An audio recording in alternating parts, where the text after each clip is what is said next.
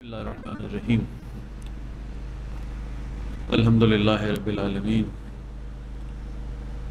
والحمد لأہلہ والصلاة والسلام علی اہلہا اللہم عجل ولیک الفرج والعافیہ والنصر واجعلنا مستشہدین بین یدہ بسم اللہ الرحمن الرحیم بہ نستعین وهو خیر ناصر ومعین اعوذ باللہ من الشیطان اللعین الرجیم بسم اللہ الرحمن الرحیم لیس البر ان تولوا وجوہکم قبل المشرق والمغرب ولکن البر من آمن باللہ ویوم الآخر والملائکۃ والکتاب والنبیین وَأَتَى الْمَالَ عَلَى حُبِّهِ ذَوِي الْقُرْبَى وَالْيَتَامَى وَالْمَسَاكِينِ درود پڑھے محمد وآل محمد اللہم صلی اللہ علیہ وسلم. بسم اللہ الرحمن الرحیم وَبِهِ نَسْتَعِينُ خَيْرٌ نَاصِرٌ وَمُعِينٌ.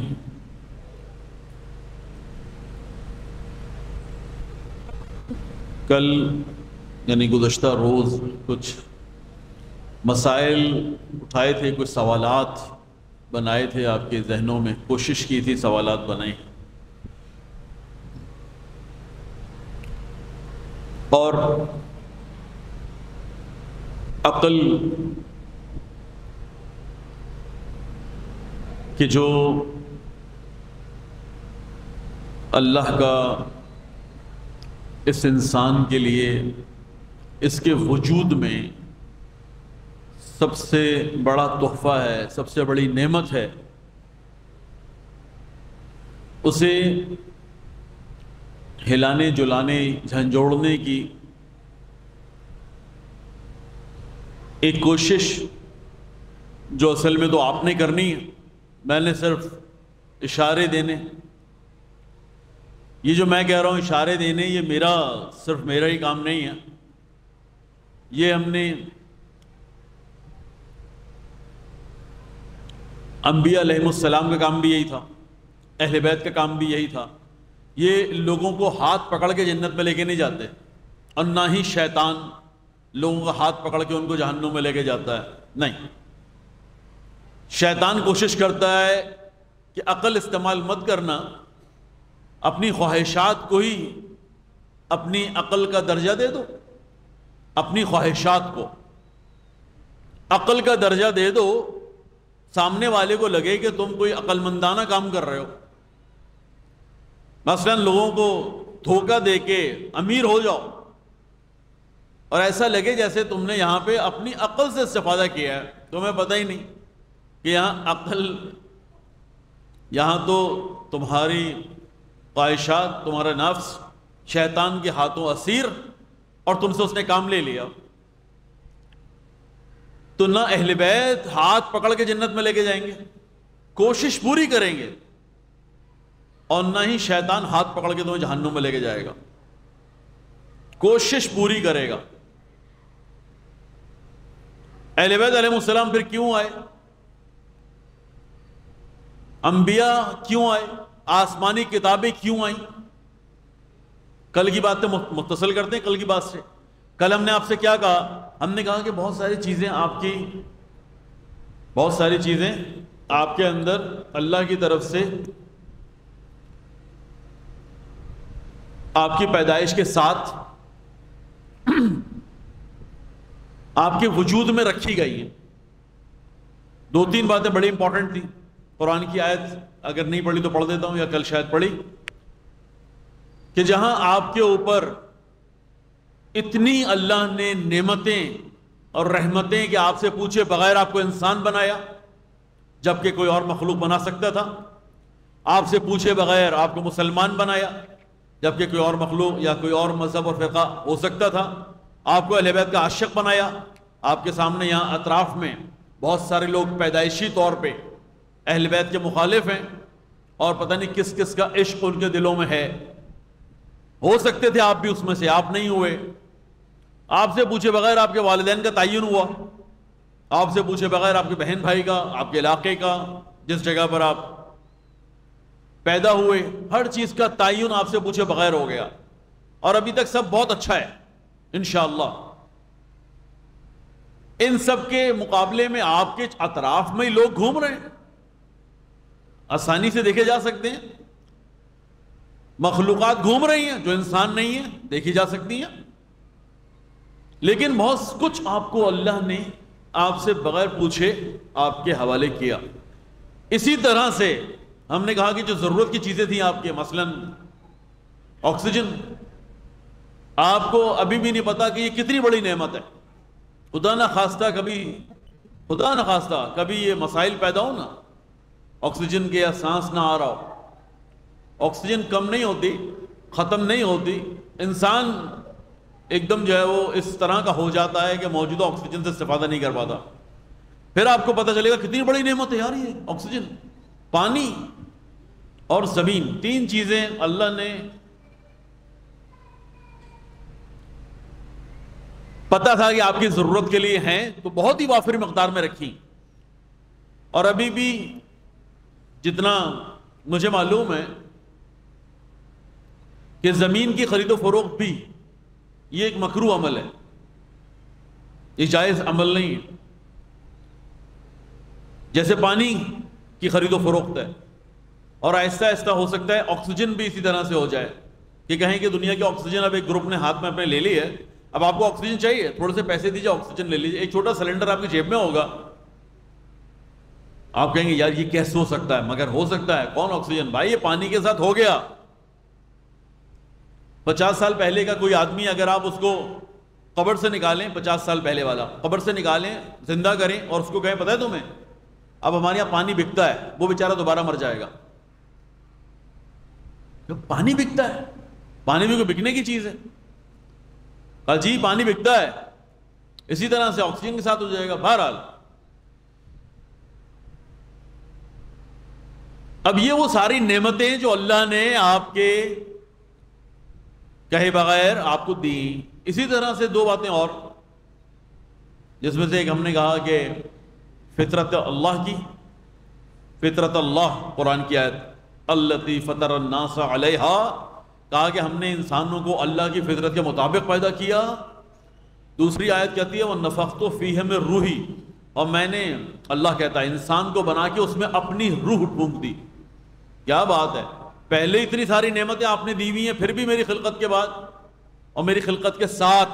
یہ الگ بات ہے، میں نے آپ سے کہا کہ اس فطرت کو یا اس روح کو جو آپ کے اندر موجود ہے، اور انشاءاللہ یہی ہے جس نے عہد بھی کیا ہوا تھا اللہ سے، وہ بھی ہم نے قرآن کی آیت آپ کو سنائی، من المؤمنین رجال صدقوا ما عہد اللہ علیہ. یعنی آپ لوگ پہلے ہی کہیں عہد کر کے آئے ہیں، پتہ نہیں، یاد نہیں ہے آپ کو، آپ عہد کر کے آئے. تو اللہ نے آپ سے پوچھے بغیر آپ کے ساتھ اتنی زیادہ، اور اس کے بعد پھر عہد بھی ہو گیا. اب آپ کو عہد یاد نہیں ہے یہ عہد کہاں ہوا، تو اس کے لیے اب اہم بات یہاں سے شروع ہوئی کہ اس کے لیے آپ کے اندر بھی ایک نبی رکھا جس کو آپ کہتے ہیں عقل. قرآن کی آیت ہے، بلکہ میں آپ کو ایک عجیب سی عقل کے موضوع پہ رسول اللہ صلی اللہ علیہ وآلہ وسلم، اللہم صلی علی محمد وآل محمد وعجل فرجہم، کی ایک روایت امام حسن علیہ السلام کے لیے جو بیان کی ہے. فرماتے ہیں کہ لو کان العقل رجلا لکان الحسن. امام فرماتے ہیں، رسول اللہ فرماتے ہیں کہ اگر یہ عقل مجسم ہو کے کسی انسان کی شکل میں آ جائے نا تو کہا کہ یہ حسن ہوں گے.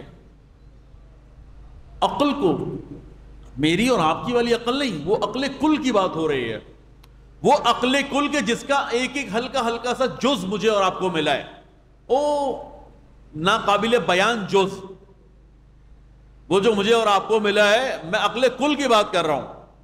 کہا کہ اگر لو کان العقل رجلا کان الحسن، کیا اگر عقل مجسم ہو کے انسان کی صورت شکل میں ہمارے سامنے آئے تو رسول اللہ فرماتے ہیں یہ حسن ہوں گے. بہت بڑی بات ہے. اب یہ عقل جیسی نعمت اندر دی، آپ اس کو فطرت کہہ لیں، لوگ اس کو وجدان بھی کہتے ہیں، اسے ضمیر بھی کہا جاتا ہے، اسے روح بھی کہتے ہیں، اسے نفس بھی کہتے ہیں، یہ مختلف نام. ہم ایک اندرونی طاقت جو ہماری ہدایت کرتی رہتی ہے، ہمیں پتہ ہے وہ ہے. نام میں نے کہا کہ یہ فلسفے کا عالم تھا، اس نے کچھ اور نام رکھ دیا، منطق کا عالم تھا، اس نے کچھ اور نام رکھ دیا، حکمت کا عالم تھا، کچھ اور نام رکھ دیا، فقہ کا عالم تھا، کچھ اور نام رکھ دیا، اخلاقیات کا عالم تھا، کچھ اور نام رکھ دیا، اور اسی طرح سے اگر وہ عرفان کا عالم تھا تو اس نے کچھ اور نام رکھ دیا. لیکن اس بات کے قائل ہیں کہ آپ اس مادی وجود کے علاوہ بھی ایک وجود رکھتے ہیں، اور وہ بڑا مضبوط وجود ہے. کیوں؟ کیونکہ وہ آپ کی مسلسل سرزنش کرتا رہتا ہے، آپ کو ٹوکتا رہتا ہے، آپ کو آپ کی غلطیوں کا احساس دلاتا رہتا ہے، وہ آپ کے اندر وجود رکھتا ہے. اب یہاں سے آگے لوگ کہتے ہیں نہیں، ایک روح ہے اور ایک عقل ہے.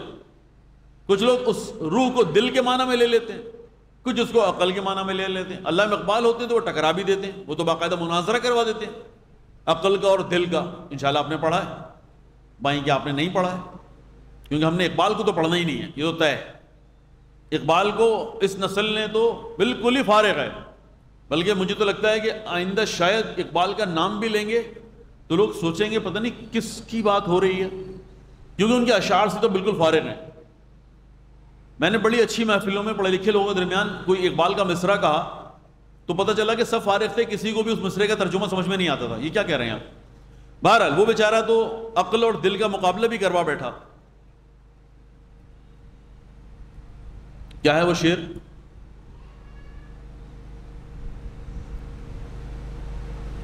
بے خطر کود پڑا عاشق نمرود میں عشق. سمجھ میں آتا ہے یہ؟ بے خطر کود پڑا عاشق نمرود میں، آتش نمرود میں عشق. بے خطر کود پڑا آتش نمرود میں عشق. اور آگے جی، اے عقل تھی محو تماشا لبے بام ابھی. اب میں کہوں ذرا بیچارے کھڑے ہوں میٹرک کرنے والے احباب، ذرا تشریح کریں اس شعر کی، بہت مشکل ہو جائے گا. بہرحال اللہ نے آپ کو عقل دی انشاءاللہ. میں نے کہا کہ اس امانت کو بالکل ایسے ہی اللہ کے سامنے لے جا کے مت پلٹا دیجیے گا کہ یہ اللہ آپ نے جیسے دی تھی نا ویسے لا کے آپ کو واپس کر دی. کتنا امین ہوں میں، کتنا امانت دار ہوں. عقل آپ کے پاس ہے، اور اس کے بعد مسلسل انبیاء کا ایک سلسلہ شروع کر دیا. انبیاء سب نے یہی کہا، اور انشاءاللہ ابھی ہم نہج البلاغہ میں پڑھتے ہیں مولا کائنات نے کیا جملے گئے کہ یہ تمہارے اندر موجود خزانوں کو، دفینوں کو بیدار کرنے کا کام کر رہے ہیں. یہ تمہیں اوپر سے کچھ نہیں دے رہے، یہ تمہارے اندر سے کچھ نکالنا چاہتے ہیں. امپورٹنٹ بات ہے، یعنی میرے اندر ہی میرے خزانے چھپے ہوئے ہیں. ارے بھائی صرف خزانے نہیں، صرف خزانے نہیں، تمہارا اعمال تو، تمہارے کیے ہوئے کام تو، اقبالی کہتے ہیں کہ حتیٰ کہ جہنم اور جنت کو بھی تم اپنے کاموں سے وجود میں لاتے ہو. یہ تو بہت مشکل بات ہے. ہم سمجھ رہے ہیں جنت بھی ہے جہنم بھی ہے، ہمیں جانا ہے. کہا نہیں، تمہارے کام وہ بھی وجود میں لے آتے ہیں. تم تو بڑی عجیب سی مخلوق ہو بھائی، بڑے طاقتور لوگ ہو، لیکن جو تمہارے اندر ہے نا، اس کے لیے ہمیں پھر انبیاء بھیجنے پڑے، انبیاء بھیجنے پڑے. اور عجیب ہے کیونکہ شیطان بھی آ گیا. شیطان زیادہ طاقتور ہے، اس میں کوئی شک نہیں ہے، مجھ سے زیادہ طاقتور، انسان سے زیادہ طاقتور ہے. کیوں؟ کیونکہ پتہ چلا کہ ہر انسان پر دو شیطان ہیں، ہر انسان پر دو شیطان ہیں، ہر انسان پر ایک انسان دو شیطان. ایک دوسرا یہ ہے کہ اس کا عمر زیادہ ہونے کی وجہ سے تجربہ بھی زیادہ ہے. 6000 سال تو خالی عبادت کی تھی اس نے جنت میں یا جہاں پہ بھی تھا، وہ عمر بھی زیادہ. اس کے بعد ایک اہم مسئلہ جو ہے وہ یہ ہے کہ ہماری نیتوں سے بھی آگاہ ہو جاتا ہے، اعمال سے نہیں، ہماری نیتوں سے بھی آگاہ ہو جاتا ہے، اور خطرناک ہو گئی.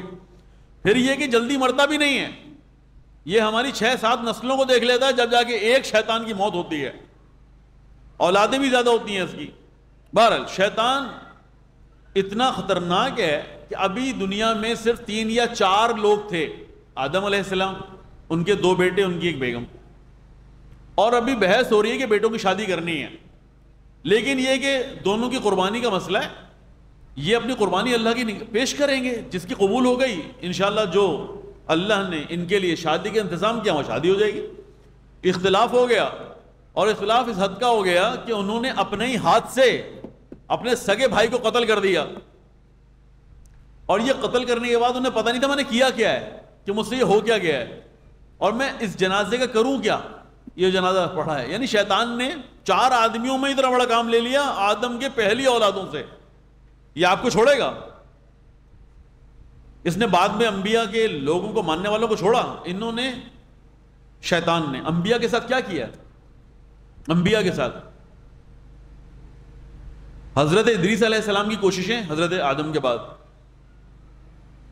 جو تھوڑے بہت لوگ حضرت نوح کو ملے مومن، انہوں نے پھر کوشش کی کہ تعداد بڑھائیں، بڑھ کے ہی نہ دی، گھٹتی چلی جا رہی ہے، تعداد گھٹتی چلی جا رہی ہے. 900-950 سال تبلیغات کے بعد جب اللہ نے کہا کہ بھائی کشتی بناؤ اور نکلو یہاں سے، تو آپ کو تعجب ہونا چاہیے کہ اس کشتی پر انسان کم حیوان زیادہ سوار ہوئے، بلکہ معروف ہو گیا کہ ایسا لگتا ہے کہ جیسے آپ چڑیا گھر کو نجات دے رہے ہیں. ایک زو کو نجات دی ہے، اتنے کم انسان. اپنا بیٹا ہی نہیں آیا، اپنا بیٹا ہی نہیں آیا، اور آپ کہہ رہے ہیں بھائی آ جاؤ. کہہ رہے نہیں یہ پہاڑ بچا لے گا مجھے. ارے آج کوئی نہیں بچائے گا. نہیں مانے. ابراہیم تک بات پہنچی اور گڑبڑ ہو گئی. شیطان طاقتور ہوتا جا رہا ہے.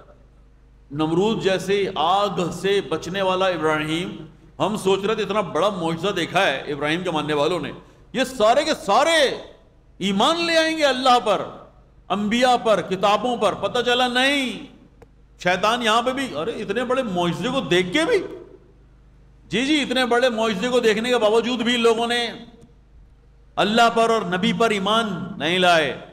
موسیٰ علیہ السلام کا عصا، فرعون سے نجات، سمندر سے نجات، چاہیے سارے کے سارے مومن ہو گئے؟ اور بھائی یہ کوئی مومن نہیں ہوا. اتنے بھی نہیں ہوئے کہ موسیٰ ان کو لے کے پھر فلسطین میں داخل ہو جاتے.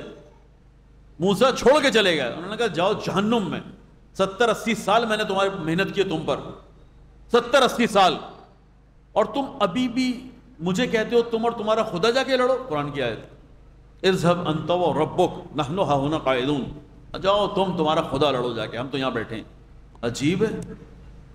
عیسیٰ علیہ السلام اور کم ہو گئے، اتنے کم ہو گئے کہ اپنے گروپ میں جاسوس ہیں، اپنے گروپ میں جاسوس ہیں. بتا دیا کس غار میں چھپے ہوئے موسیٰ، عیسیٰ کس غار میں چھپے ہوئے.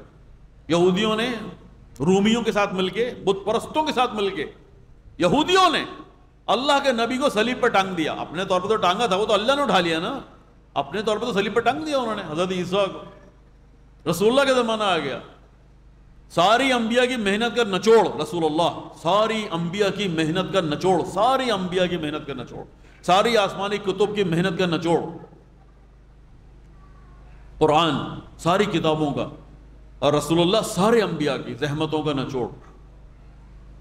اب انہوں نے کام کیا، الحمدللہ کافی کامیابی ملی، لیکن جب تک وہ حیات تھے، اور جیسے ہی ان کی آنکھیں دنیا سے بند ہوئی، پھر نفاق شروع. پھر مولا کائنات کے ساتھ کیا ہوا آپ کو معلوم ہے، حسن حسین اہل بیت کیا ہوتا رہا. آخری زمانہ اتنا مشکل ہو گیا کہ آپ اپنے امام کی حفاظت ہی نہیں کر پا رہے. آپ کے پاس 2000 1500 گارڈ بھی نہیں ہیں پوری شریعت کے پاس کہ جو حفاظت کر لیں آپ کے امام کی. چلے گئے پردے غیبت میں. یہ کیا ہوا؟ انسان کے اندر تو فطرت الہی موجود تھی، انسان کے اندر تو اللہ کی روح موجود تھی. انسان، ہر آدم کو اللہ نے سجدہ کروایا ہے. ایک آدم نہیں، کل یہ بات ہو چکی ہے، سارے آدم سجدہ کروایا. اور اللہ نے کہا کہ تم تو اگر اپنی ہی طرف متوجہ ہو جاؤ تو ایمان لے آؤ گے. اپنی طرف اندر تمہارے ایمان لانے کے لیے کافی ہے. نہیں ہوئے، چلو پھر جو باہر تمہارے ساتھ ہوا ہے، پیدائش اسلام، پھر تشیع، پھر ماں باپ، پھر علاقے کا تعین تمہارے بغیر، اس کے بعد پھر آسمانی کتابیں، انبیاء کا آنا، رسول خدا کا آنا. بھائی یہ سب اتنا سب کیوں ہے؟ تصور کیا ہے؟ یہ سب گزشتہ امتوں کے لیے تھا. رسول اللہ ہمارے لیے تھے، باقی آسمانی کتابیں، باقی آسمانی انبیاء اور اہل بیت علیہم السلام یہ گزشتہ قوموں کے لیے تھے. یہ وہ تصور ہے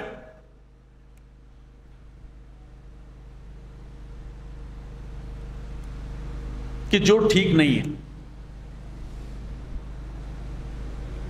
یہ وہ تصور ہے جو ٹھیک نہیں۔ قرآن جو ہے نا وہ کہنا چاہتا ہے، جب وہ بات کرتا ہے ہمیشہ رسول کی کرتا ہے کہ تمہیں ایمان لانا ہے۔ وہی جو آیت ابھی ہم نے پڑھا وَلَكِنَّ الْبِرَّ، پہلا کہا من آمن باللہ، جو ایمان لائے اللہ پر، وَالْيَوْمِ الْآخِرِ، آخرت پر ایمان لائے، وَالْمَلَائِكَةِ پر ایمان لائے، وَالْكِتاب پر ایمان لائے، وَالنَّبِيِّينَ۔ ایک اور آیت وَلَقَدْ أَرْسَلْنَا رُسُلَنَا بِالْبَيِّنَاتِ، ہم نے رسول کو بینات کے ساتھ پیدا کیا، کے ساتھ بھیجا۔ ایک اور آیت میں چاہ رہا تھا کہ آج اضافہ ہو، یہ والی بات ذرا کلیئر ہو جائے، رسولوں والی بات۔ درود پڑھے محمد و آل محمد۔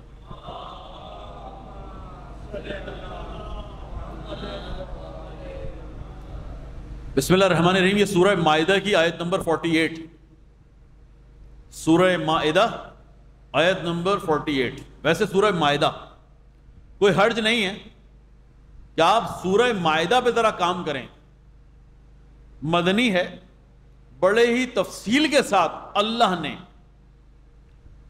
منافقوں کی اور خصوصاً یہودیوں کی وہ کوششیں جو ادیان کے خلاف، خصوصاً رسول اللہ کے خلاف انجام دیے، سورہ مائدہ میں کھول کھول کے بیان کیا گیا۔ بہت ہی امپورٹنٹ ہے سورہ مائدہ۔ سورہ مائدہ کی یہ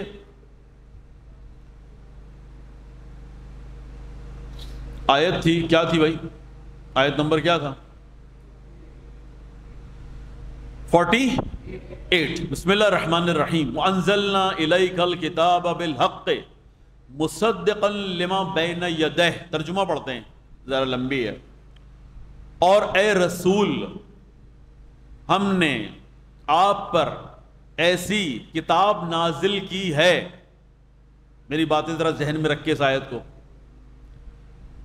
اے رسول، ہم نے آپ پر ایک ایسی کتاب نازل کی ہے جو حق پر مبنی ہے، قرآن، اور اپنے سے پہلے والی کتابوں کی تصدیق کرتی ہے۔ کیا مطلب؟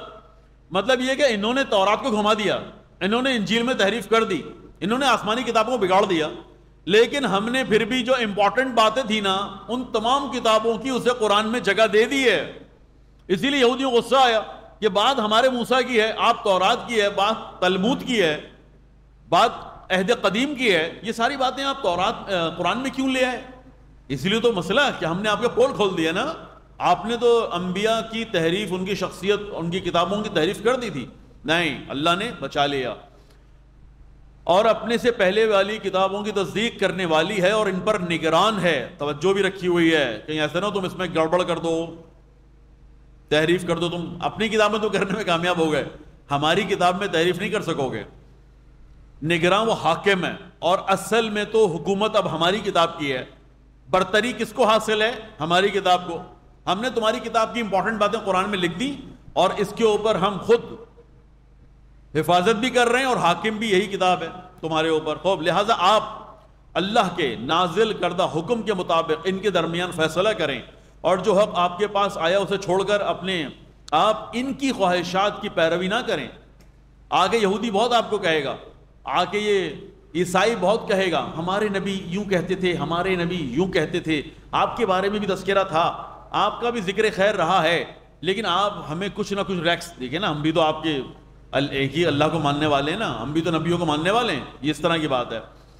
کہا کہ جو حق آپ کے پاس آیا اسے چھوڑ کر آپ ان کی خواہشات کی پیروی نہ کریں۔ ہم نے تم میں سے ہر ایک امت کے لیے ایک دستور اور طرز عمل اختیار کیا ہے، اور اگر اللہ چاہتا تو تم سب کو ایک امت بنا دیتا۔ اللہ کے لیے مشکل تھا کیا؟ ایک ہی کتاب آتی، ایک ہی نبی اور ایک ہی رسول آ کے، اور آپ ایک ہی امت بنتے۔ اللہ کے لیے مشکل تھا کیا؟ مشکل نہیں تھا۔ اگر اللہ چاہتا تم سب کو ایک امت بنا دیتا، لیکن اللہ نے تمہیں جو حکم دیا ہے اس میں تمہیں آزمانا چاہتا ہے۔ یہ سب آزمائش ہے، آدم کی پیدائش سے لے کر آج تک ہم سب، پوری انسانیت، ساری امتیں، انبیاء کی ہر نبی کی امت مسلسل آزمائشوں کا شکار ہوتی ہے۔ لہٰذا نیک کاموں میں سبقت لے جانے کی کوشش کرو. یہ سب کے لیے ہے، عیسائی ہو، یہودی ہو، مسلمان ہو، تم سب کو اللہ کی طرف لوٹ کر جانا ہے. خیال تو کرو، گزشتہ قوموں کو دیکھو کون بچا ہے، گزشتہ لوگوں کو دیکھو، طاقتور تھے تم سے اچھے اور بڑے گھر بنائے تھے انہوں نے، تم سے زیادہ طاقتور تھے، اللہ نے کہا ہے تم سے زیادہ پہلے والے طاقتور بھی تھے، تم سے زیادہ ہنرمند بھی تھے، اللہ نے کہا ہے، اور تم سے زیادہ عمریں بھی تھی، ان کی غذا اچھی تھی، لیکن کیا وہ لوگ بچے؟ نہیں بچے، چلے گئے. تم سب کو اللہ کی طرف لوٹ کر جانا ہے، پھر وہ تمہیں ان حقائق کی خبر دے گا جن میں تم اختلاف کرتے تھے. ہم نے قرآن میں جب سارے انبیاء کو جگہ دی، 26 انبیاء کا تذکرہ تو نام لے کے ہو گیا، اور بار بار انبیاء کا تذکرہ بھی ہوتا رہا، اور 1,24,000 ہماری سمجھ میں آ گیا قرآن نے جگہ دی ہے. ہم نے آسمانی کتابوں کے واقعات کو اپنی کتاب میں جگہ دی، گزشتہ قوموں کے بارے میں بتا دیا آپ کو بہت کچھ. اب ہم آپ سے کہنا چاہتے ہیں کہ یہ جو انسان کی تدریجی گروتھ ہے نا، توجہ، انسان کی تدریجی گروتھ، اس کی پیدائش سے لے کر جو ابھی تک آپ کو پہنچایا ہے، اس میں تمام انبیاء کا کردار ہے. دوبارہ، آدم سے لے کر آج تک کا انسان جو تدریجاً یہاں تک پہنچا ہے، اس مسجد تک پہنچا ہے، یہاں بیٹھا ہے، اس میں تمام انبیاء کی کوششیں شامل ہیں. کسی نبی کو آپ نے یہودیوں کا نبی نہیں سمجھنا، غلطی مت کیجیے گا. کسی نبی کو عیسائیوں کا نبی نہیں سمجھنا، غلطی مت کیجیے گا. لقد ارسلنا رسلنا بالبینات، ہم نے رسولوں کو بینات یعنی کھول کھول کے بیان کرنے والے چیزوں کے ساتھ بھیجا ہے. وانزلنا معهم الکتاب والمیزان، ہم نے کتاب اور میزان، حق اور باطل کا فرق، یہ بھی ہم نے دے کے بھیجا ہے. لیقوم الناس بالقسط، تاکہ لوگ خود عدل و انصاف کا قیام کریں، خود لوگ کریں. یعنی یہ جو انبیاء کا تسلسل آپ تک آیا ہے، یہ جو آسمانی کتابیں آئی ہیں، یہ انسان کو اس قابل بنانا چاہ رہے ہیں کہ تم خود عدل و انصاف کا قیام کرو. آپ کے ذہنوں میں کیا ہے؟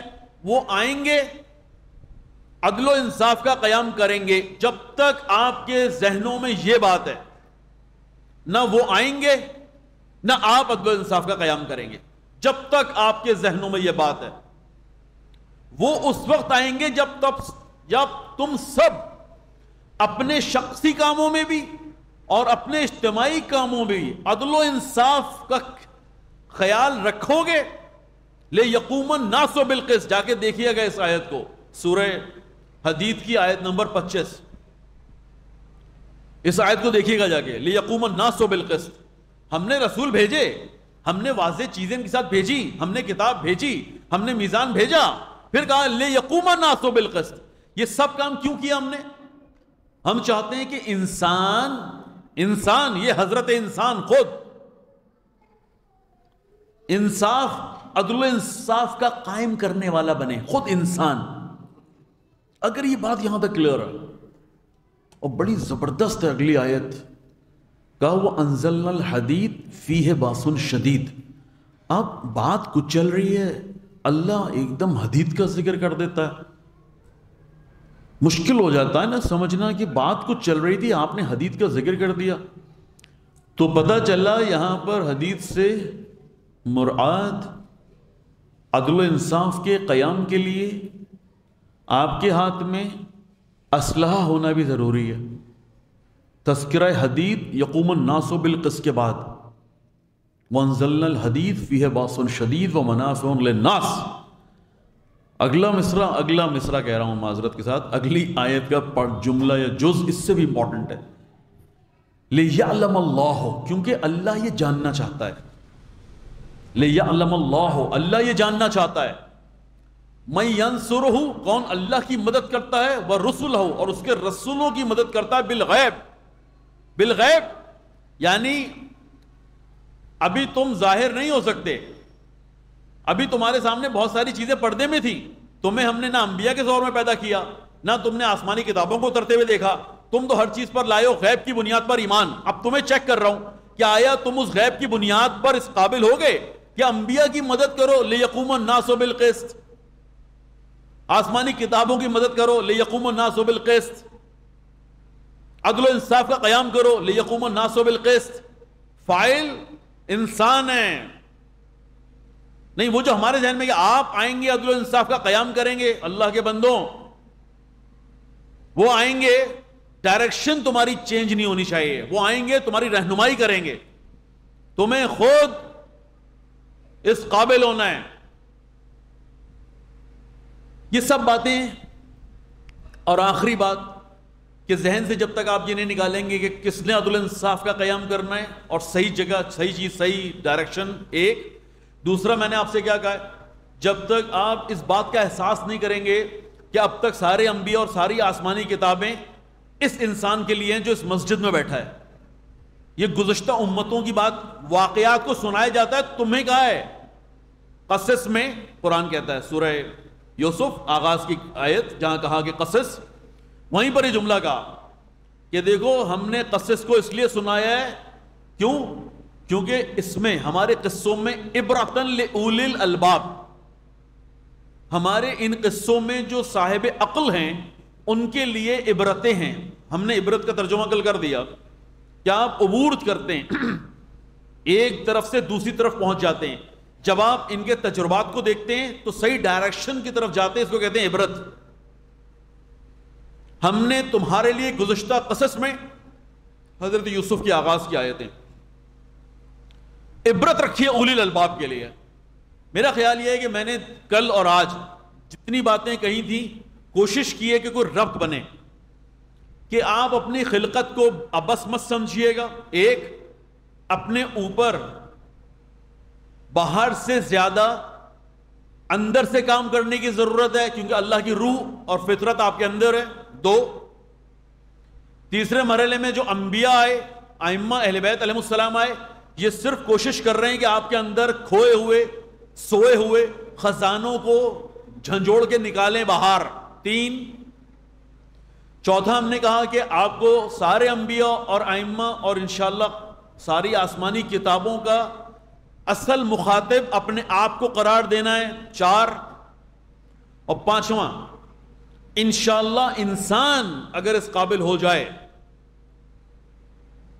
اسلحہ کیا ہوگا اس کے ہاتھ میں؟ انسان تو ہم سب ہیں، لیکن قابلیت کسے کہتے ہیں؟ کہتے ہیں جب تم ایک بہترین اسلحے کے ساتھ آمادگی ہو اور آمادہ ہونے کے بعد آپ سے وہ اسلحہ کیا ہے؟ امپورٹنٹ بات، وہ اسلحہ کیا ہے؟ وہ اسلحہ کہ جو سب سے امپورٹنٹ ہے وہ ہے ایمان۔ کیا ہے وہ؟ ظہیر بھائی سمجھ رہے تھے کہ میں اپنے موضوع کو بھول گیا ہوں۔ ظہیر بھائی میں بھولا نہیں ہوں، میں اپنے موضوع کو بھولا نہیں ہوں، وہ ہے ایمان۔ ایمان کہاں سے آتا ہے بھائی؟ پہلے پتہ تو چلے ایمان کہتے کسے ہیں۔ سن لیا اللہ پر ایمان، آخرت پر ایمان، انبیاء پر ایمان، ملائکہ پر ایمان، ہر چیز پر ایمان، ایمان سمجھ لیا ہے کیا؟ چلیں پہلے دیکھتے ہیں ہے کیا۔ درود پڑھیں محمد والے محمد۔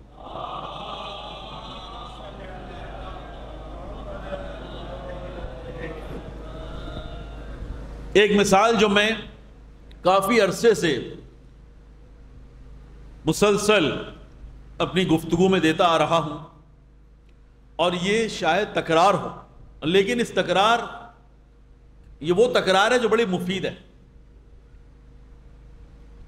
عموماً تکرار مفید ہوتی ہے، وَإِلَّا آپ سے نماز روزانہ 5 مرتبہ اور ایک ہی طرح کا ذکر کرنے کو نہ کہتے، تکرار مفید ہوتی ہے۔ اب یہ تکرار کر رہا ہوں میں۔ مثال دی کس نے؟ ہمارے علم کو اور ہمارے ایمان کو الگ الگ کیا ہے۔ علم کیا ہے؟ وہ تمام اچھی باتیں جو آپ کو معلوم ہے۔ بھائی نماز جب پڑھنی اچھی چیز ہے، آپ کو معلوم ہے۔ والدین کا احترام کرنا چاہیے، آپ کو معلوم ہے۔ یہ آپ کو معلوم ہے، آپ کو علم ہے۔ آئے اس پر ایمان بھی ہے۔ ایمان پتہ ہے کیا ہوتا ہے؟ جب پتہ چل گیا تو پھر کبھی چھوڑوں نہیں۔ پتہ چل گیا مجھے، اب میں اس پر عمل کروں، کبھی اس کو نہیں. والدین ہمیشہ قابل احترام رہیں، استادوں کا احترام اپنی جگہ رہے. نماز شب میں پڑھتا رہوں، مجھے جو اچھی چیز پتہ چل گئی ہے، جس کا علم حاصل ہو گیا ہے، جب یہ راسخ ہو جائے اور انسان اپنے اس علم پر عمل کرے تو یہ ایمان کے مرحلے میں داخل ہوتا ہے. یہ خالی علم، یہ جو خالی علم ہے نا بغیر عمل کے، اس کو کہا ہے حدیث اور روایات میں کہ یہ حجاب اکبر ہے. لوگ تعجب کرتے ہیں، اتنے پڑھے لکھے ہیں، اتنا عرصہ فلاں جگہ پہ گزارا ہے، لیکن واپس آنے کے بعد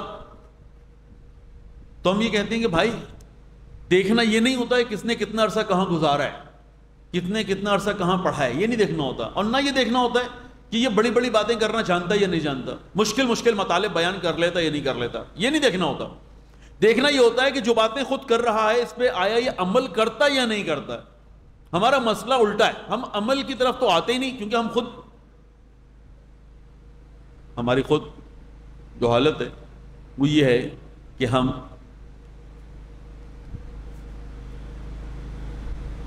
علمی مطالب جنہیں ہم سمجھتے علمی مطالب ہے اس سے لذت لیتے ہیں، اس میں واہ واہ کرتے ہیں، اس میں نعرے لگاتے ہیں. ہم خود بھی چاہتے ہیں کہ بات یہیں تک رہے، تم بولتے رہو ہم نعرے لگاتے رہیں، نہ تم عمل کی بات کرو نہ ہم عمل کی بات کریں. اس لیے ہم سب بہت پسند کرتے ہیں چیزوں کو، مسئلہ ہے ہمارا. اوکے، اب آئیے خمینی بت شکن رہبر کبیر آیت اللہ العظمی امام خمینی کیا فرماتے ہیں. کتاب ہے چہل حدیث، عمر تھی 25 سال جب یہ کتاب لکھی ہے. 25 سال کی عمر میں لکھی ہے چہل حدیث. چہل حدیث، چہل 40. اس کو کوئی خاص اہمیت حاصل ہے. 40 حدیثیں یاد ہو جائیں، تم 40 دن وہاں گزار لو، 40 شبوں میں یہ کر لو، 40 مرتبہ یہ پڑھ لو. اس 40 کو کوئی امپورٹنس ہے. بہرحال سب علماء نے 40 کے اوپر کوئی نہ کوئی بات کتابیں لکھی ہوئی ہیں. امام نے بھی لکھی چہل حدیث، 40 احادیث. اس کو کھولا، پہلی حدیث ہے، پہلا ہی موضوع جہاد بن نفس کا ہے. جہاد بن نفس، یہ تو اب نام بھی سننے کو نہیں ملتے، تزکیہ نفس، جہاد بن نفس، یہ اس معاشرے کے اندر بڑے رائج ہوا کرتے تھے، اب تقریباً ناپید ہوتے جا رہے ہیں. اب وہ فرماتے ہیں کہ علم اور ایمان کا فرق، علم اور ایمان کا فرق مثال وہ دی ہے کہ بڑا اور بچہ دونوں سمجھ لیں گے کہ اگر آپ کے علم میں تو ہے کہ جب انسان مر جاتا ہے تو وہ اپنے اوپر بیٹھی ہوئی مکھی کو بھی نہیں اڑا سکتا. ایسا ہی ہے. مثلاً یہ کہ اب وہ مر گیا تو وہ ایسے ہی ہو گیا جیسے یہ ایک مردہ چیز، گلاس، موبائل، ختم. اب وہ ایک جسم ہے جس میں روح نہیں، ختم ہو گیا، مردہ ہے. اپنے اوپر بیٹھی ہوئی مکھی نہیں اڑا سکتا. وہ نہیں، اگر کہتے ہیں کہ دنیا کے سارے مردے جمع ہو جائیں تب بھی وہ ایک مکھی کو بھی نہیں اڑا سکتے. اس بات کا علم ہے آپ کو؟ ہے. اب آئیں ایمان اس وقت کہ جب آپ ہی کا کوئی قریبی جاننے والے کا انتقال ہو گیا ہے اور مجبوراً آپ سے کہا جائے کہ دفنا نہیں سکتے، آج رات تم نے ان کے ساتھ اکیلے کمرے میں رہنا ہے. کتنے لوگ رہیں گے؟ آپ کو ہر وقت یہ لگے گا کہ کسی وقت بھی یہ آپ کو پکڑ لیں گے، اٹھ کے بیٹھ جائیں گے. ابھی آپ کیا کہہ رہے تھے جب آپ علم کے مرحلے میں تھے؟ جب آپ علم کے مرحلے میں تھے تو آپ کہہ رہے تھے کہ دنیا کے سارے مردے جمع ہو جائیں اپنے اوپر بیٹھی ہوئی مکھی کو بھی نہیں اڑا سکتے. ایمان کے مرحلے میں آپ کہا کہ بھائی ایک مردے کے ساتھ سونا ہے، تو آپ نے کہا کہ یہ تو بہت مشکل کام. بھائی کیوں مشکل ہے؟ ایمان ہے. کہا مجھے ایمان نہیں ہے، مجھے علم ہے. اچھا ایمان کیسے آتا ہے؟ ایمان وہ جو روزانہ مردے نہلا کے کفن پہلا کے روزانہ دفناتا ہے، خود قبریں کھود کے، کیا کہتے ہیں آپ اس کو؟ گورکن. اگر گورکن سے کہیں کہ یار تم نے اس مردے کے ساتھ سونا ہے، سوئے گا یا نہیں سوئے گا؟ بڑی سکون کی نیند سوئے گا. بھئی یہ کیوں سویا، تم کیوں نہیں سوئے؟ تم نے اپنے علم کے اوپر پریکٹس نہیں کی. اس نے اپنے علم کو چھوڑیں، یہ پریکٹس میں رہتا ہے. جو اپنے علم پر، اپنے جاننے والی چیزوں پر جس سے وہ جانتا ہے، اگر وہ اس کو پریکٹس میں لے کر آتا ہے نا تو آپ کا ایمان وجود میں آتا ہے. ہم اکثر، مجھ سمیت ہم سب بے ایمان لوگ ہیں.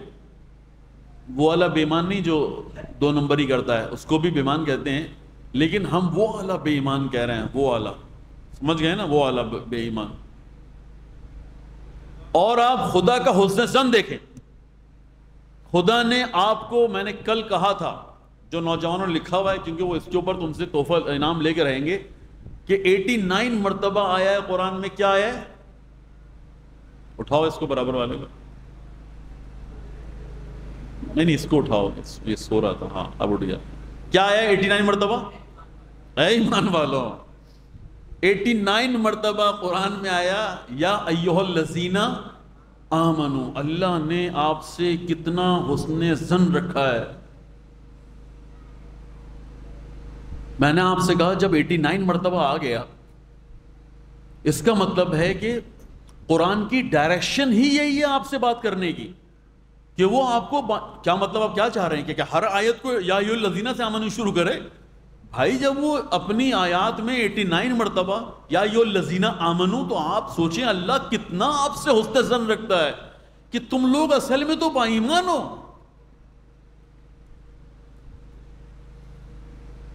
اگر با ایمان ہے تو اس کا مطلب ہے ہم پریکٹس کرنے والے لوگ ہیں. پریکٹس کرنے والے لوگ ہیں اس کا مطلب ہے ہمیں بہت ساری باتوں کا ہو. کچھ باتیں جو میں نے ابھی تک کہی ہیں، یہ خطبہ نمبر پہلا خطبہ ہے، نہج البلاغہ کا پہلا خطبہ ہے.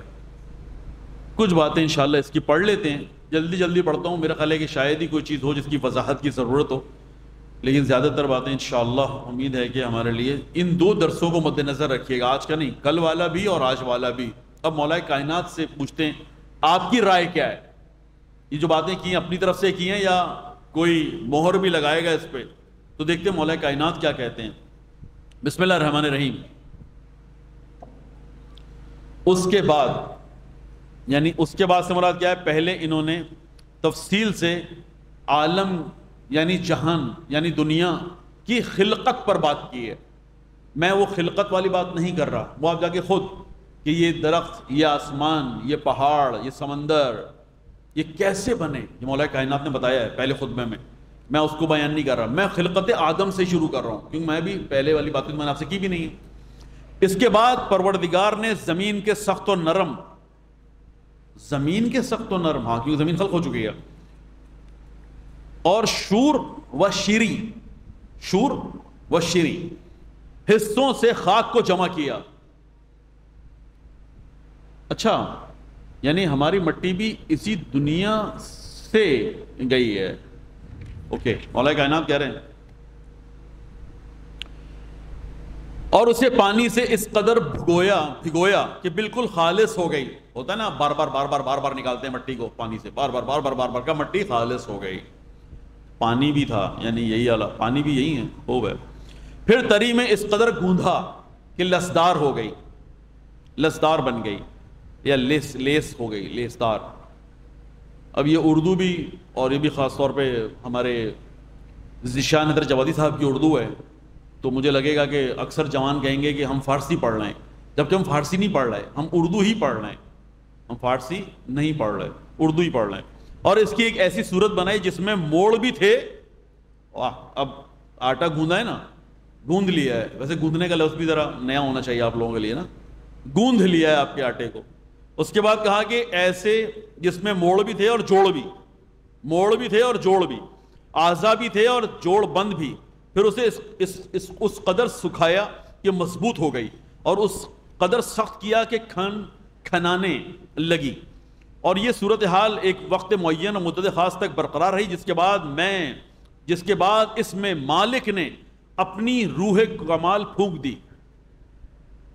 اس کے بعد مالک نے اس میں اپنی روح کمال پھونک دی اور اسے ایسا انسان بنا دیا جس میں ذہن کی جولانیاں بھی تھیں، عقل کے ساتھ آئے ہو، اور فکر کے تصرفات بھی، اختیار بھی رکھتے ہو، سوچنے پر بھی کرنے پر بھی. کام کرنے والے اعضاء و جوارے بھی تھے اور حرکت کرنے والے ادوات و آلات بھی. حق و باطل میں فرق کرنے والی معرفت بھی تھی، خلقت میں ہی تھی، تو جو ہے نا خلقت میں ہی تھی، بلٹن ہے. صرف ایک آدم کو سجدہ نہیں ہوا ہے، انسان کو، نوع انسان کو، فرد انسان کو نہیں، نوع انسان کو سجدہ ہوا ہے. اور مختلف ذائقوں، خوشبوؤں، رنگ اور روغن میں تمیز کرنے کی صلاحیت بھی. اسے مختلف قسم کی مٹی سے بنایا گیا جس میں موافق اجزاء بھی پائے جاتے تھے. اب آپ کے مزاج کا تذکرہ بھی ہو گیا. یہ ابھی جو حکیم ہے نا، جو اب نہیں ہوتا، کبھی ہوتا تھا، سب سے پہلے وہ آپ سے آپ کا مزاج پوچھتا تھا. 4 مزاج ہوتے ہیں انسان کے پاس، جس کی بنیاد پر اس کا علاج ہونا چاہیے. انسان کو اللہ نے ایسا بنایا ہے. موجودہ میڈیکل کبھی نہیں پوچھتی آپ سے مزاج، وہ ایک ہی طرح کی دوا سے سب کا علاج کرتی ہے، اسی لیے آپ کبھی صحیح نہیں ہوتے. متضاد عناصر میں گرمی، سردی، تری، خشکی جیسی کیفیات 4 ہر انسان کے مزاج میں. ایک مزاج ہوتا ہے اس کا، یا خشک ہوتا ہے، یا وہ تر ہوتا ہے، یا وہ گرم ہوتا ہے، یا وہ سرد ہوتا ہے. مجھے بلغم آ رہا ہے اچھا یہ لے لو. ایک اور صاحب کے انہوں نے بھی کہا مجھے بلغم آ رہا ہے، ان کو بھی ایک ہی دوا دے دی. ارے بھائی پوچھ تو لو، اس کا سردی کی وجہ سے مزاج میں بلغم ہے یا گرمی کی وجہ سے مزاج میں بلغم ہے؟ سب کا علاج ایک ہی طرح سے.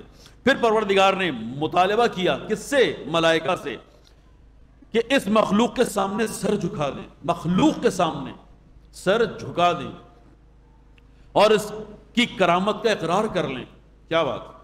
چنانچہ اس نے صاف صاف اعلان کر دیا کہ آدم کو سجدہ کرو، اور سب نے سجدہ بھی کیا سوائے ابلیس کے، اور اس کو تعصب نے گھیر لیا. تعصب کیا ہے؟ بہت ہی بری بلا ہے کہ مجھے تو آپ نے بنایا ہے آگ سے، اس کو بنایا ہے مٹی سے، مجھے کہہ رہے ہیں اس کو تعصب بھی.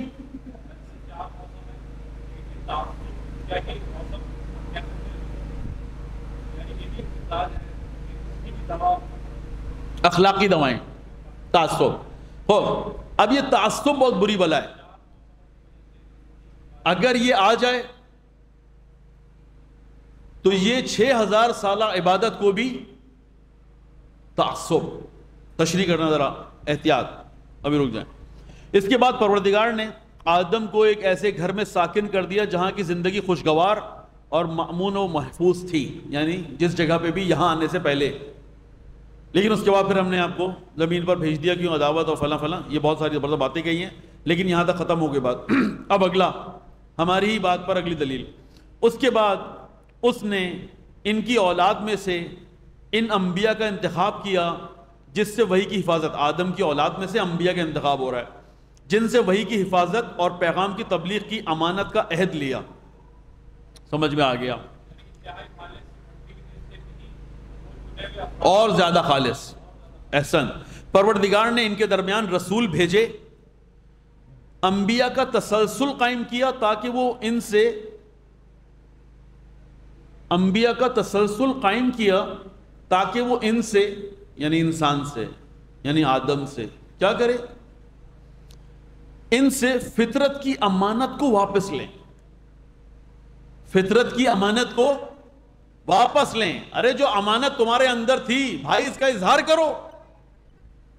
یہ وہ عہد ہے جو آپ سب سے لیا گیا آپ کی پیدائش سے پہلے، جسے ہماری بھولے ہوئے ہیں، اور انہیں بھولی ہوئی نعمت پروردگار کو یاد دلائیں کہ تم بھول گئے کہ تم کچھ نہیں تھے، ہم تمہیں وجود میں لائے، پھر تمہارے وجود کو ہم نے انسان بنایا، پھر ہم نے تمہیں مسلمان بنایا، پھر ہم نے تمہیں شیعہ بنا دیا. پھر کیا کہہ رہے ہیں؟ یہ ہم نے کیوں کیا کہ بھولی ہوئی نعمت پروردگار کو یاد دلائیں، تبلیغ کے ذریعے ان پر اپنی حجت تمام کریں. جھنجھوڑ دے تمہیں، اندر تمہارے ایک نبی ہے، لیکن ہم چاہتے ہیں کہ تمہارے اندر کے نبی کے اوپر بھی کام ہو اور تم واپس اپنی وہ جو اصل حقیقت ہے تمہارے اندر، اللہ کی روح اور فطرت اللہ، ان دونوں کی طرف متوجہ ہو جاؤ.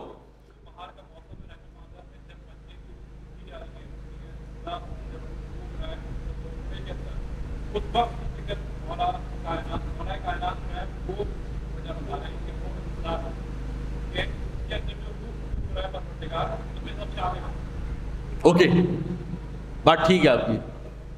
یہ کہنا چاہ رہے ہیں کہ انسانی خلقت میں، لیکن چلیں آ گیا، فطرت آ گئی. اب آگے بڑھتے ہیں، اور ان کی عقل کے دفینوں کو باہر لائیں. یعنی آپ کے اندر، میں بتانا چاہ رہا ہوں، جو بہت زیادہ گفتگو ہم نے 2 دن تاکید کے ساتھ کی ہے کہ آپ کے اندر بہت کچھ موجود تھا. ہم نے جو موجودہ تربیتی، تعلیمی، رہائشی، جو بھی آپ نظام کہیں، معاشرتی، اجتماعی، جو آپ نام دینا چاہیں، انہوں نے جو کام کیا نا وہ یوں ہے کہ جو کچھ تمہارے اندر ہے نا اس کو محفوظ رکھو، اسے ہاتھ بھی نہ لگاؤ، عقل سمیت، فطرت سمیت، دفینوں سمیت. اور کیا کام کرو؟ کام یہ ہو جو تمہارے اوپر سے ہم ڈال رہے ہیں اس کی حفاظت کرو. ہم آپ سے کہہ رہے ہیں انبیاء اندر سے، انبیاء، ائمہ اہل بیت علیہ السلام، آسمانی کتابیں، اور اگر کوئی آج کے زمانے کا کامیاب مبلغ ہے تو وہ اندر والے آپ کے چھپے ہوئے خزانوں کو ابھارنے کا کام کرے گا، آپ کے فطری خزانوں پہ کام کرے گا.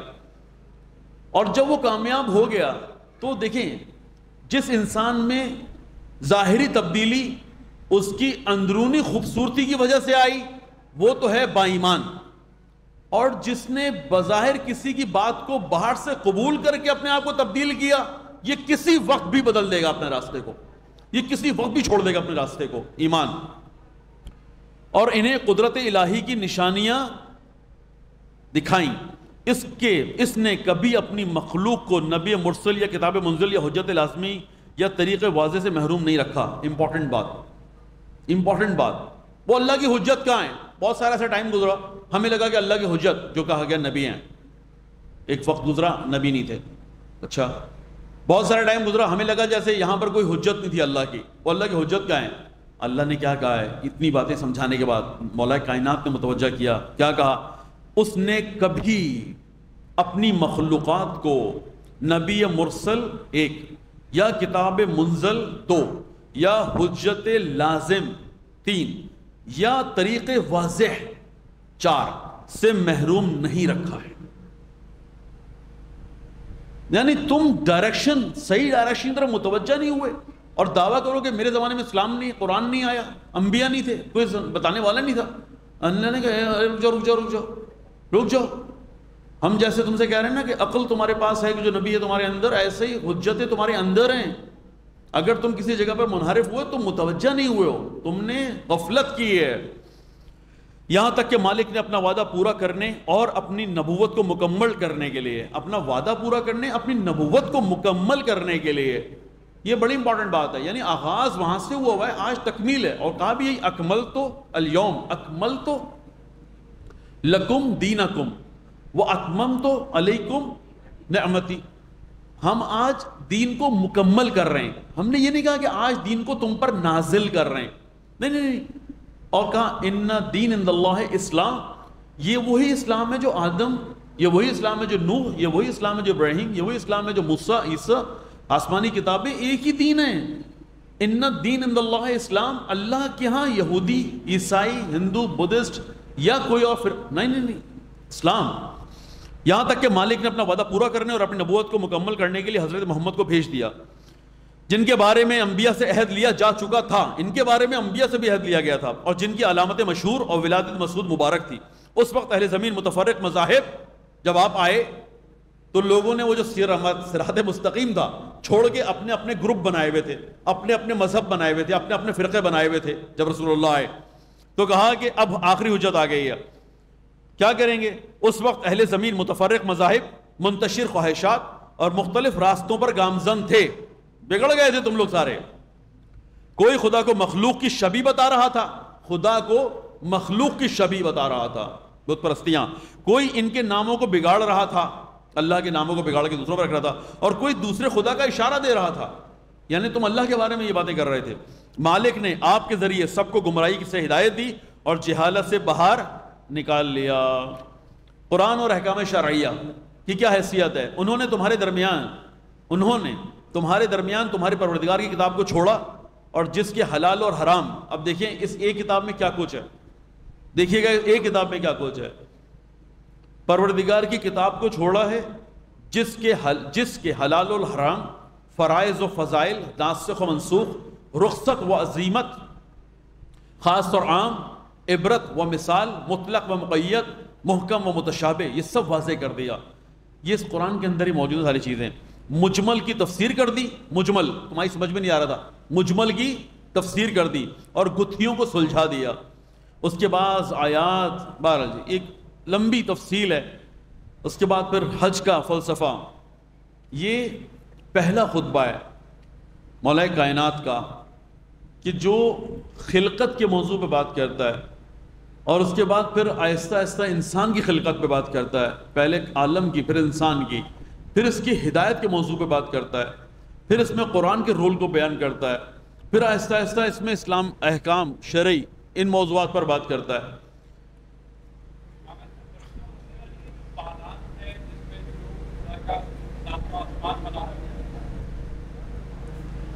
نہیں کوئی مسئلہ نہیں ہے. ہاں مسئلہ یہ ہے کہ بات جو ہے وہ اگر آپ اور میں کرتے رہے تو ذرا مجموعہ جو ہے نا وہ رہ جائے گا. ہماری بات مکمل ہو گئی. موضوع ہم نے رکھا تھا کہ کسی طریقے سے انشاءاللہ ہم ایمان کے موضوع پر، کہ جو اس وقت کا سب سے امپورٹنٹ موضوع ہے، یہ دنیا آپ کے ساتھ ایک کھلواڑ کر رہی ہے کہ آپ کی انفارمیشن کو، یہ آپ کی حقیقت بیان کر رہی ہے. آپ کی حقیقت آپ کی انفارمیشن نہیں ہے. آپ کی حقیقت، آپ کا اصل انفارمیشن نہیں، آپ کا اصل ایمان ہے. ہر طرح کی انفارمیشن جو آج کا سسٹم ہے، میں اور کھل کے بات کروں، اسٹوڈنٹ طبقہ بیٹھا ہے، تو پھر ہم یہ ڈگریاں کیسے لے لیتے ہیں اگر ہم عقل کا استعمال نہیں کرتے؟ آپ کے پاس عقل کے ساتھ ایک اور پورشن ہے جس کو آپ کہتے ہیں حافظہ، جس کو آپ کہتے ہیں کسی جگہ پر آپ کا ذہن یہ حافظہ. آپ اصل میں انفارمیشن کو اپنے ذہن میں لیتے ہیں اور اس کے بعد پیپر میں وہی لکھ دیتے ہیں دوبارہ. آج کی تعلیم و تربیت کیا ہے؟ آپ ذہن اپنے اندر حافظہ مضبوط کر کے انفارمیشن کو لیتے ہیں اور پھر آپ پیپر انفارمیشن کی بیس پر دیتے ہیں، جس کی بنیاد پر آپ ماسٹرز کر لیتے ہیں، پی ایچ ڈی کر لیتے ہیں، آپ ڈاکٹر بن جاتے ہیں، آپ انجینئر بن جاتے ہیں. لیکن میری بات یاد رکھیے گا، جب تک آپ انفارمیشن یعنی علم، یہ ایک بیسک چیز ہے لیکن یہ آخری چیز نہیں ہے. یہ علم، منطق بھی یہ کہتی ہے کہ جب آپ علم کو دماغ میں گھماتے ہیں، اس کو آپ تفکر عمل کہتے ہیں. تفکر اور تعقل یہ کیا چیز ہے؟ تفکر اور تعقل انفارمیشن کو اپنے دماغ میں گھمانے کا نام ہے. اور پھر جب ایک نیا نتیجہ نکلتا ہے نا، پھر انسان وہی انفارمیشن باہر نہیں نکالتا جو اس نے لی تھی، بلکہ اس پہ کام کرتا ہے. آسان زبانوں میں بات کریں، جب آپ سے کہتے ہیں نا کہ آپ ڈاکٹر ہیں یا پی ایچ ڈی ڈاکٹر ہیں، تو آپ کہتے ہیں میں ڈاکٹر کیوں؟ کیونکہ میں ڈاکٹرائن دے رہا ہوں. ڈاکٹرائن آپ کسے کہتے ہیں؟ کہ آپ نے کوئی نئی تھیوری دی ہے. اگر آپ نے کوئی نئی تھیوری دی ہے کسی میدان میں تو آپ واقعی ڈاکٹر ہیں، پھر آپ نے ڈاکٹرائن پیش کی ہے. لیکن اگر آپ نے نئی تھیوری نہیں دی ہے اور آپ نے گزشتہ باتوں کی کاپی پیسٹ کیا ہے، چاہے کتابیں پڑھ کے کیا ہو، اٹھا کے نہ کیا ہو، تب بھی آپ مقلد ہیں. ایک مقلد سمجھیے گا میری بات.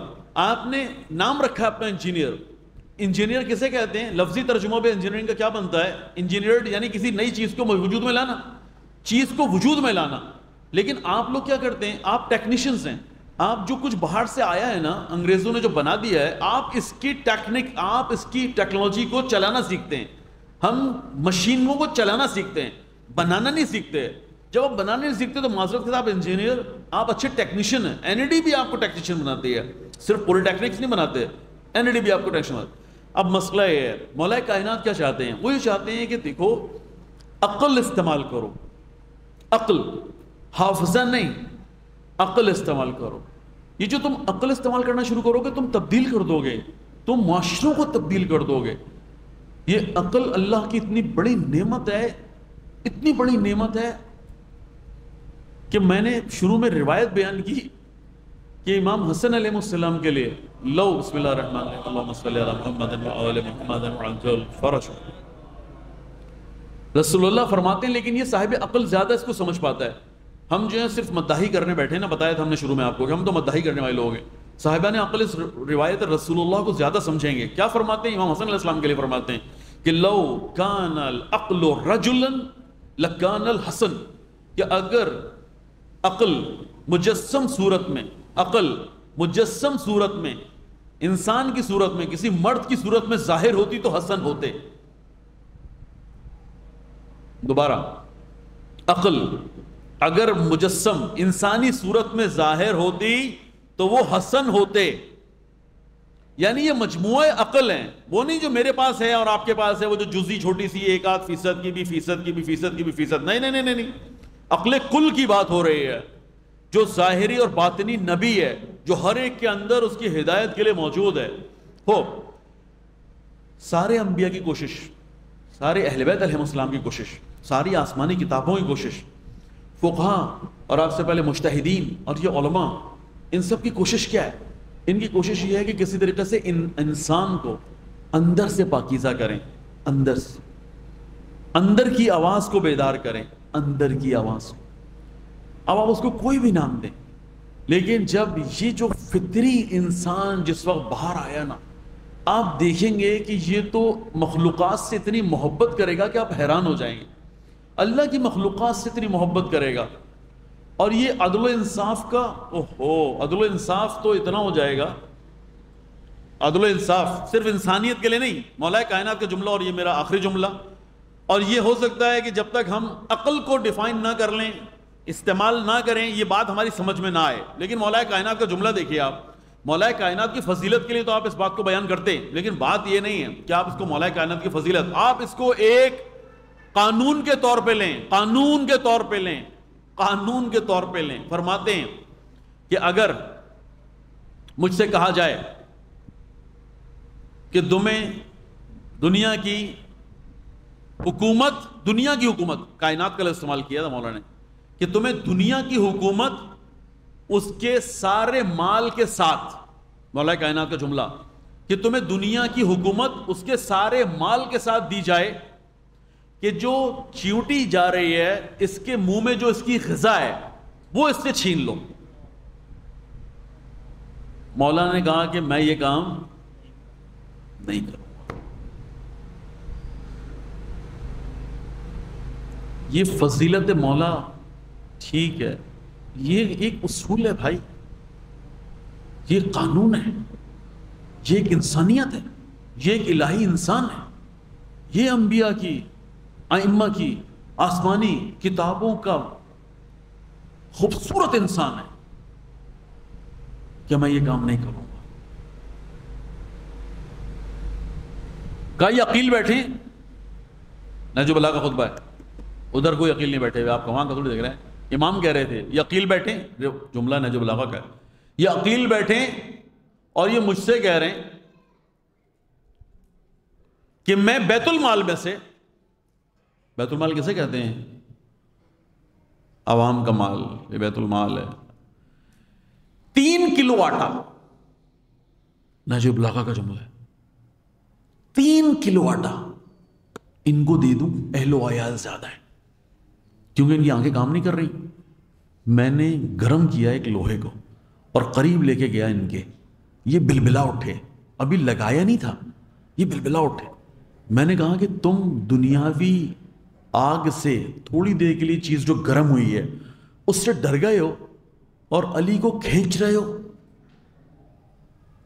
اس آگ کی طرف کہ جسے کوئی دنیا کی چیز تحمل نہیں کر سکتی. میں بھی حیران تھا کہ شاید عقیل نے پتہ نہیں آپ سے کیا مانگ لیا ہوگا. کہا 3 کلو آٹا. علی علی علی.